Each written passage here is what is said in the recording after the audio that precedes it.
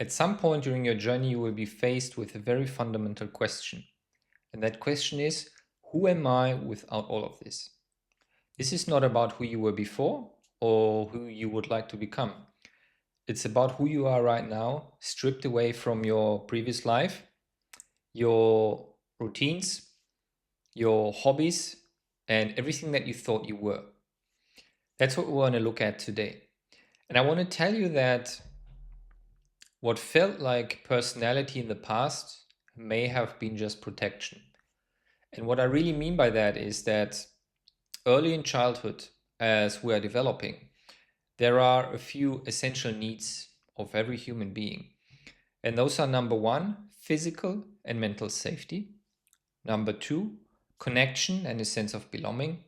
Number three, love. You want to feel loved. So that's what a child really wants. And if any of those needs is at risk and you get the feeling of being unsafe, you really need those needs in order to feel safe.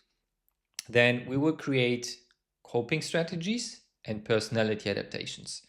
And this is the only possible way for a child to adapt in order to get those needs met. So each of those patterns is around that single belief of wanting to stay safe. So those strategies, once they are seen, can also be questioned. And I want to speak about a few personality types that are quite common and that we develop and carry into adulthood without even knowing. You may recognize yourself in one of those, you may recognize yourself in multiple of those, and that's absolutely normal. So let's start with a controller. If I manage everything, nothing hurts me.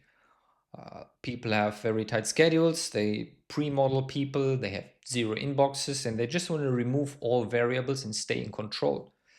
And that is to feel safe. The cost is that you never actually can rest in any way.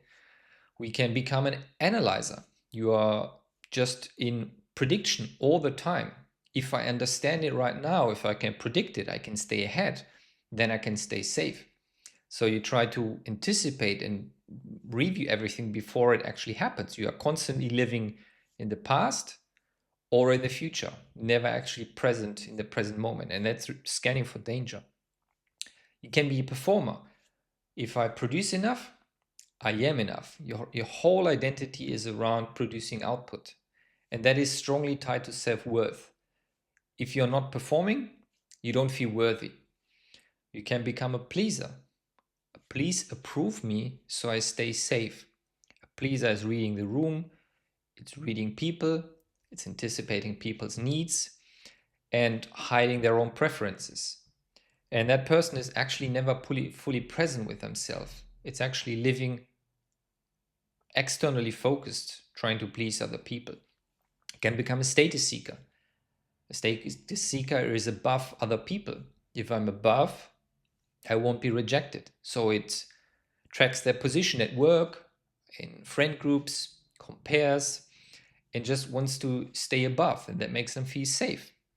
You can become a busy one.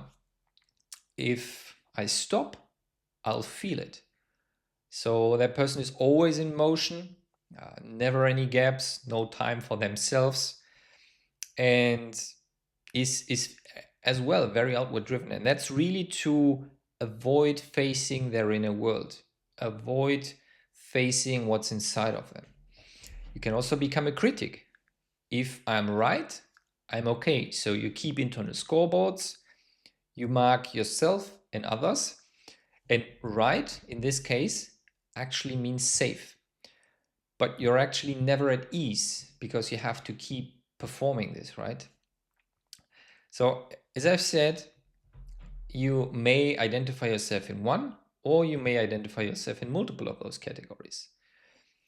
One of the most important ones and most prevalent ones probably is the performer. And certainly I can share from my own experience. I was a performer, high performer in all areas of my life. I was feeling unworthy when I was not performing. So I had a very, very strong adaptation towards performance. And that was really rooted in childhood.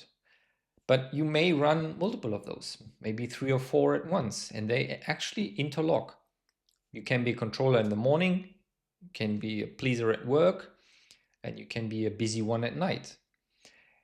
And again, I want to say these are not flaws. They are just effective solutions of a child, the only solution that was available at that time.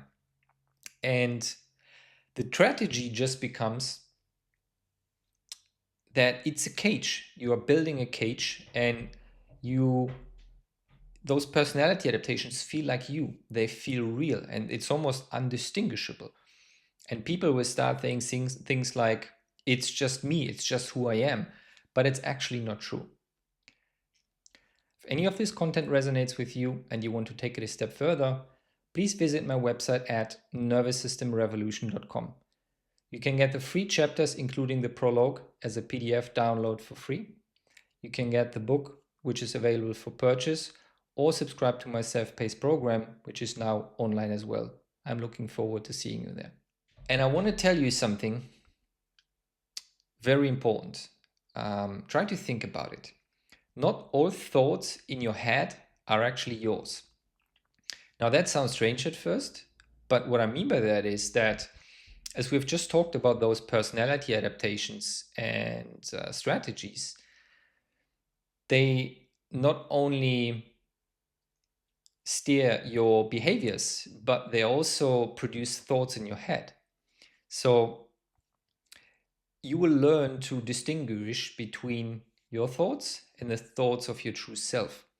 So what I call the trauma identity is generating thoughts in your head that feel very real. They feel like your personality.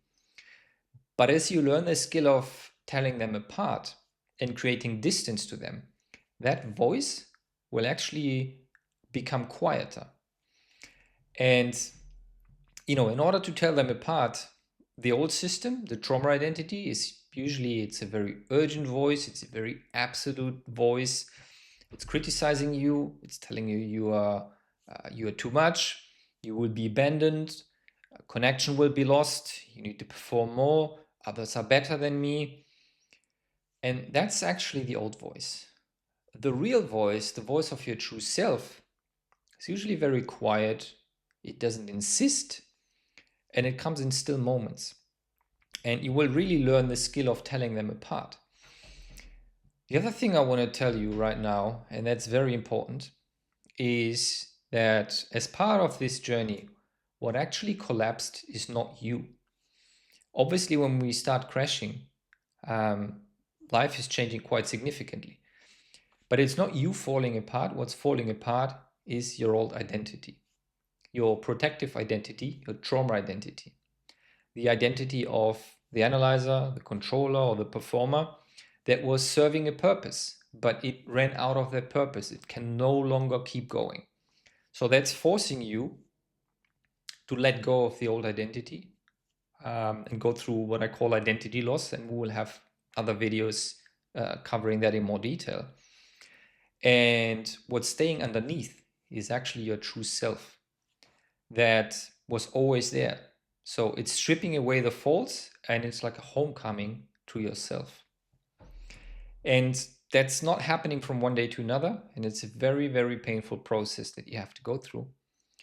And you will be in what I call the world in between, where your new self has not yet formed, but your old identity has already died.